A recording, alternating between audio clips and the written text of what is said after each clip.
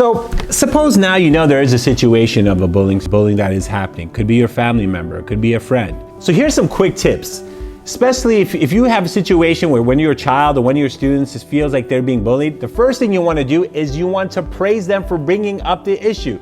Many kids feel like if I say something, oh, I'm a snitch. If I say something, I'm a loser or I'm weak. But you need to inform that to say something is important and you are proud of them because you're trying to find a solution. You're not just trying to get them in trouble. You're trying to say, look, I got a problem. I'm trying to figure this out. Can you help me?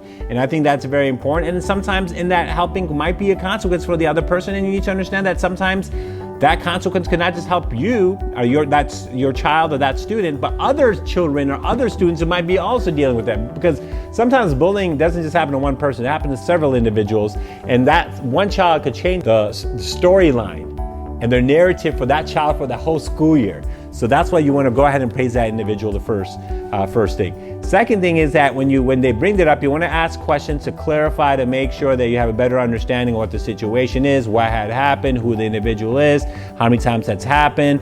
And so that way, when you are going to meet with someone, you have these specific information and clarification there.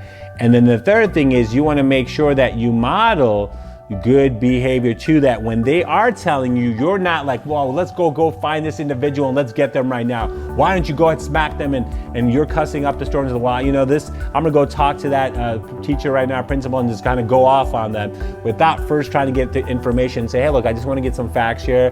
Just when they're talking to you, you want to model good behavior and your listening skills, and then you're also showing control of your emotion. You can show that you are, that you are feeling sad with them, right? You want to make sure you have empathy, but at the same time, you want to make sure that you're not at a point where they're like, whoa, I don't know if I should say this because my parents are going to take it to the wrong way. The students or the teachers just kind of go ahead and yell at them, and then it's going to make the situation worse. So it's so important to make sure after you talk to them, ask questions, and how they also feel that we should resolve this is very important.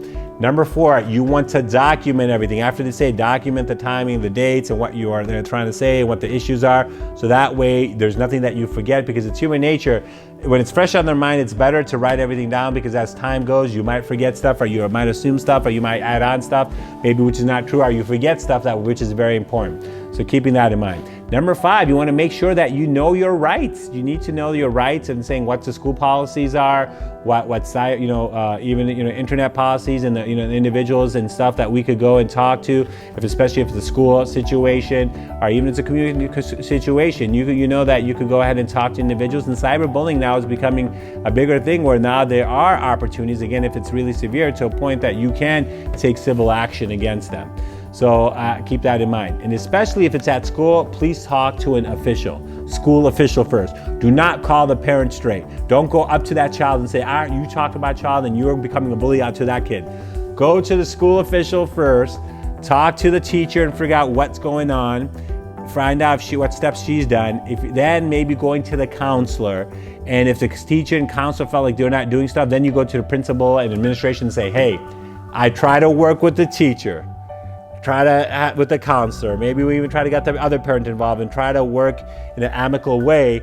But if it didn't go the way you feel, or you still feel like things are not being listened to, are taken care of, or rectified, please go to administration to kind of take care of that. Then you have like the assistant principal, sometimes the principal, then the superintendent. So you have various avenues to hopefully kind of take care of that. So those are some quick tips again. So praise them for sharing. Ask questions, just get full clarification. Model your emotions with them too, and how you're trying to deal with it. Document all the information. So as they're saying things, you're keeping records of it. Just because through time you might forget stuff. Know your rights. Get the school handbook, figure out things. Then go to the school officials. Again, do not talk to the parents and children first by yourselves, especially if you don't know them at all. Go through the teacher, the counselor, the assistant principal, and so on and so forth. And hopefully these are some little small tips to keep in mind. Good luck, and I hope all of us have our kids to be safe, happy, healthy individuals. Thank you.